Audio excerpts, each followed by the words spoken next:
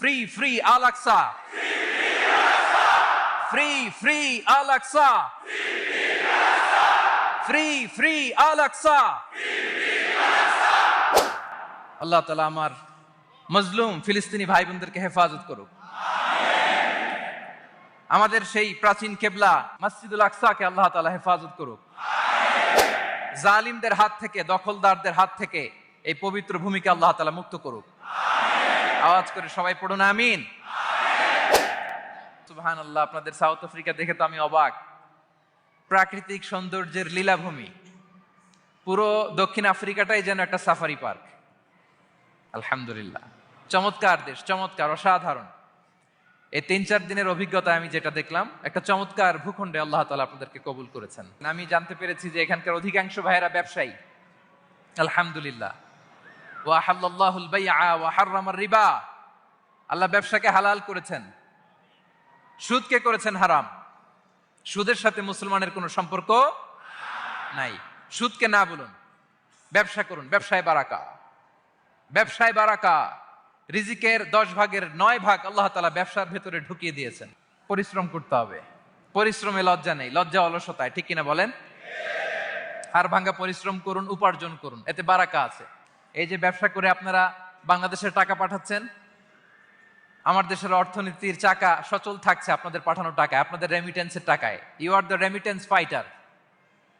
আমরা পেয়েছি freedom fighter, আর আপনারা হচ্ছেন রেমিটেন্স ফাইটার। লিগ্যাল চ্যানেলে এই টাকাগুলো পাঠাবেন ইনশাল্লাহ, বলেন, যাতে করে আমাদের প্রিয় মাতৃভূমি বাংলাদেশের অর্থনীতি আরো চাঙ্গা থাকে। এত ঝড় ঝাপটার পরেও আমাদের বাংলাদেশের অর্থনীতি কিন্তু নিচে নামে নাই। এর কারণ আপনারা ভালো থাকলে ভালো থাকবে বাংলাদেশ। আলহামদুলিল্লাহ পড়েন। আর হালাল মেনটেন করতে হবে ব্যবসায়। হারামের সাথে আমাদের কোনো সম্পর্ক, হারামকে আমরা না বলে দিব। আজকের এই নিজামিয়া কমপ্লেক্স থেকে আমরা হারামকে না বলবো। আওয়াজ করে বলেন নো। হারামের সাথে আমাদের কোনো সম্পর্ক নাই। হালাল, হালালে বারাকা। হালাল অল্প হইলেও এর মধ্যে বরকত ঢুকায় দিয়েছে কে? বিষ্ণু ইসা ইসলাম বলেন, যেই দেহ হারাম খেয়ে বড় হয় ওই দেহ আল্লাহর জান্নাতে যাবে না। লা ইয়াদখুলুল জান্নাতা জাসাদুন গুযিয়া বিল হারাম। হারাম খেয়ে বর্ধিষ্ণু দেহ আল্লাহর জান্নাতে ঢুকবে না। মক্কাতুল মুকাররমাতে এক লোক কাবা তাওয়াফ করতেছে আর ইয়া রব, ইয়া রব বলে আল্লাহর কাছে দোয়া করতেছে। সাহাবারা তো অবাক, এই লোকের দোয়া তো আজকে কবুল হয়ে যাবে, এত আজকের সব সওয়াব নিয়ে যাবে। বিষ্ণু ইসা ইসলাম বললেন, ওয়া মাতআমুহু হারাম। তার ইয়া রব, ইয়া রব আর চোখের পানি দেখে তোমরা অবাক হয়েছো, কিন্তু ও যা খায় এটা হারাম খায়। ওয়া মাশরাবুহু হারাম, যা পান করে হারাম। মালবাসুহু হারাম, ওর গায়ের জামাটা হারাম। ওয়া গুযিয়া বিল হারাম, খাবার দাবার সবই হারাম। ফাআন্না ইউস্তাজাবু লাহ, তার দোয়া কেমন করে কবুল হবে?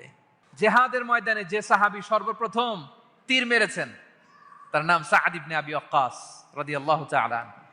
তিনি বিশ্বনবীকে বললেন, ইয়া রাসূলুল্লাহ উদু আল্লাহ আইয়াজআলানি মুস্তাজাবাদ দাওয়া। হে নবী, আপনি আমার জন্য দোয়া করেন আল্লাহ যেন আমাকে মুস্তাজাবুদ দাওয়া বানায়। মুস্তাজাবুদ দাওয়া মানে এমন ব্যক্তি, যে ব্যক্তি দোয়া করতে দেরি কিন্তু সে দোয়া কবুল হতে দেরি হয়। বিশ্বনবী বললেন, ইয়া সাআদ, তোমার মুস্তাজাবুদ দাওয়া হওয়ার বড় শখ।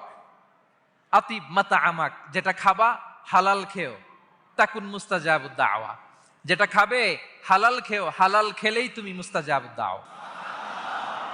Your food should be halal, your drinks should be halal, your fashion should be halal, your entertainment should be halal. আপনার সব হালাল হইতে হবে। আল্লাহ তৌফিক দান করুক। পড়েন।